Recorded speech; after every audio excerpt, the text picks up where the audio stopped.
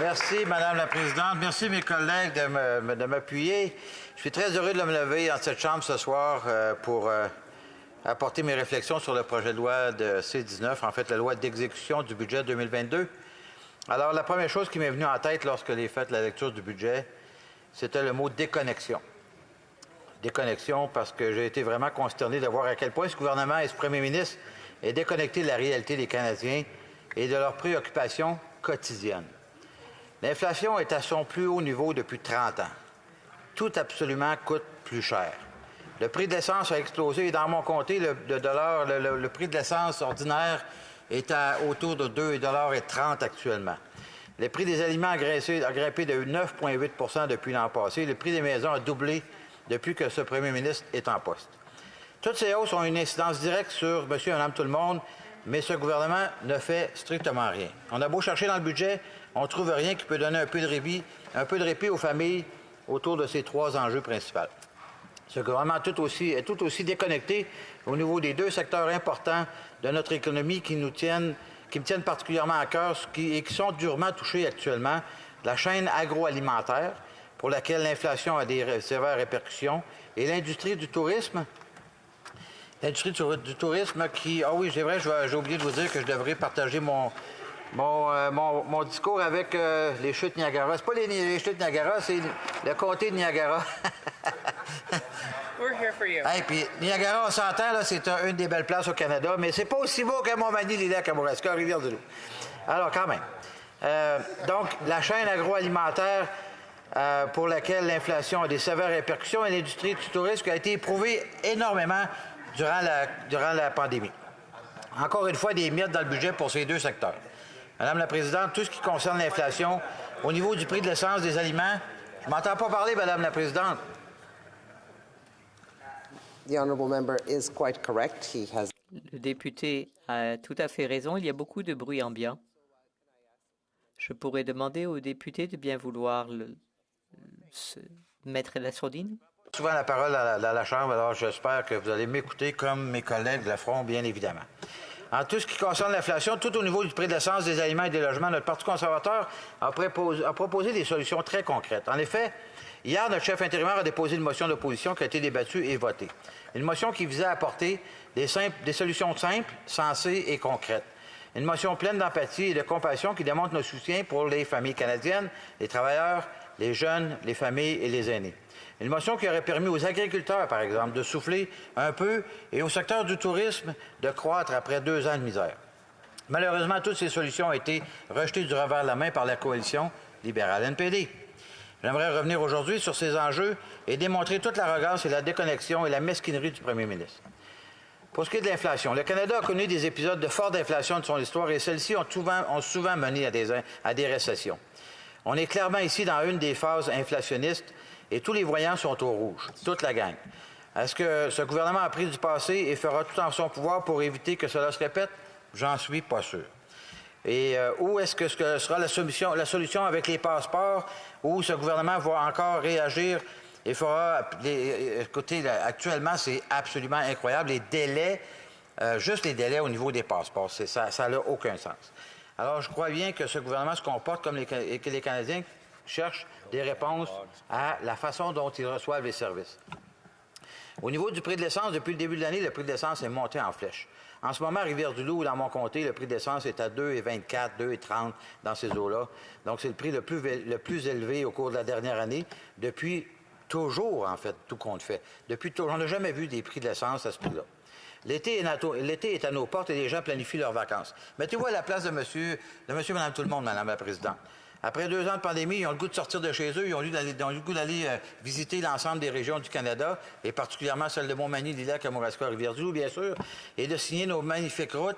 Et, encore une fois, comment voulez-vous planifier les vacances quand votre budget familial, vous n'êtes même pas capable de le boucler, et là, vous pensez à des vacances et vous pouvez faire un 700, 800, 1000, 2000 km avec le coût de l'essence. Oubliez ça, c'est presque impossible.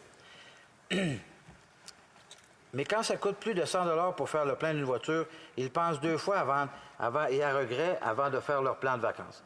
Ce gouvernement, quand on leur pose la question, blâme la conjoncture internationale, la guerre en Ukraine, soit Mais il faut des solutions au budget, puis il n'en offre aucune. Nous, au Parti conservateur, nous nous mettons à la place des citoyens. Nous partageons leurs craintes. C'est pourquoi nous avons proposé des solutions concrètes. Nous avons demandé que le gouvernement suspende la TPS sur le carburant. Ce serait la première chose à faire. Et d'ailleurs, plusieurs pays l'ont fait pour donner un répit aux Canadiens. Nous avons demandé une suspension de l'augmentation de la taxe sur le carbone depuis le 1er avril. En réponse à ces deux demandes, évidemment, on a reçu un gros non majuscule. Prix de la nourriture. Le prix des aliments a connu une augmentation sans précédent et la plus forte augmentation depuis 40 ans. Des familles ont déjà payé plus de 1 000 $ de plus pour leur épicerie depuis le début de l'année. Certaines familles doivent faire le choix déchirant entre de faire l'épicerie ou de payer le loyer ou même de mettre de l'essence pour aller travailler. J'ai des employés moi-même, Madame la Présidente, et certains nous demandent de travailler à distance parce que ça coûte trop cher pour venir travailler. C'est pas une joke, là. Donc, les banques alimentaires fournissent désormais de la nourriture à des gens qui ont des emplois à temps plein, pas juste des personnes qui sont sans le sou, qui sont des personnes défavorisées. C'est des gens qui travaillent, des familles qui travaillent, des couples. Les couples travaillent et sont obligés d'aller chercher de la nourriture dans les banques alimentaires. Il n'y a vraiment aucune façon, le gouvernement propose aucune solution à court terme pour aider ces personnes-là, ni dans le budget et ni actuellement avec la motion qu'on a proposée. Encore une fois, des miettes dans le budget. Les conservateurs ont plaidé pour des solutions aux problèmes de la chaîne d'approvisionnement et pour la suppression des taxes sur les agriculteurs afin de contribuer à la baisse des aliments. Le prix des logements, les prix du logement, on peut en parler. Comme j'ai mentionné plus tôt, depuis que le premier ministre en poste, le prix des maisons a doublé au Canada. Les jeunes familles qui souhaitent devenir propriétaires et de rêver à devenir propriétaire d'une maison, c'est de moins en moins accessible. Le budget mentionne un crédit d'impôt de 1 500 $. 1 500 $, Madame la Présidente. Écoute, ça ne paye même pas le notaire. C'est rien là, par rapport à quand on sait que la valeur des maisons est à peu près 800 000 $ en moyenne au Canada. Dans mon comté, les maisons, écoutez, il y a des offres, des fois, sur 4-5 offres sur une maison. On ne s'est jamais vu. On n'a jamais expérimenté ça dans mon comté. Et mais évidemment, les maisons sont moins chères chez nous qui peuvent être à Toronto ou à Vancouver. Mais malgré ça, il y a plusieurs offres qui sont faites et le prix augmente par rapport au prix qui a été demandé initialement. Donc, ce gouvernement a eu 6 ans pour régler le problème de l'accessibilité, puis il n'a rien fait. Il a laissé le marché immobilier aux mains d'acheteurs étrangers et des spéculateurs sans scrupules qui ont fait augmenter le prix des maisons. Nous avons proposé un amendement au budget 2022 qui lance immédiatement une enquête sur le blanchiment d'argent afin de freiner la spéculation. Et aux surprises, encore une fois, notre amendement a été rejeté. Le secteur du tourisme, j'ai le plaisir, Madame la Présidente, d'être avec ma collègue de Scarborough, il n'est pas là, Scarborough Quarta, quelque chose comme ça, en tout cas. Et elle a essayé de me dire comment ça, je ne sais pas quoi le dire, en tout cas. Mais ça ressemble à ça. Donc, je suis heureux de faire partie du cabinet fantôme avec elle. Et provenant d'une région magnifique, comme évidemment que le tourisme joue un rôle essentiel dans ma région en termes de développement économique, ça me tient particulièrement à cœur. Comme vous le savez, la pandémie a eu un effet dévastateur sur le secteur du tourisme, particulièrement dans les 2 années de la récession, où plusieurs restaurants ont dû fermer leurs portes, des salles de spectacle complètement vides. Il me reste juste 2 minutes. My God. C'est jamais assez long, ces affaires-là. Là. Anyway. Alors, écoutez, ça a été des histoires c'est des histoires d'une tristesse incroyable. Écoutez, et là, encore une fois, l'aide d'urgence, oui, il y a eu de l'aide d'urgence. On a appuyé les mesures du gouvernement dans plusieurs cas et on a même aidé le gouvernement à trouver des solutions dans certains cas parce que c'était vraiment pas adapté à plusieurs entreprises ou plusieurs secteurs de l'économie. Donc, on les a aidés. Et le protocole de la COVID, c'est que le gouvernement s'entête à garder en place les aéroports qui provoquent, en fait, les mesures au niveau de la COVID-19 qui empêchent les gens ou qui provoquent des files interminables dans les aéroports. Et plusieurs ont vu voir leur voyage annulé. C'est complètement ridicule. Donc, il y a des choses à faire absolument importantes à ce niveau-là aussi.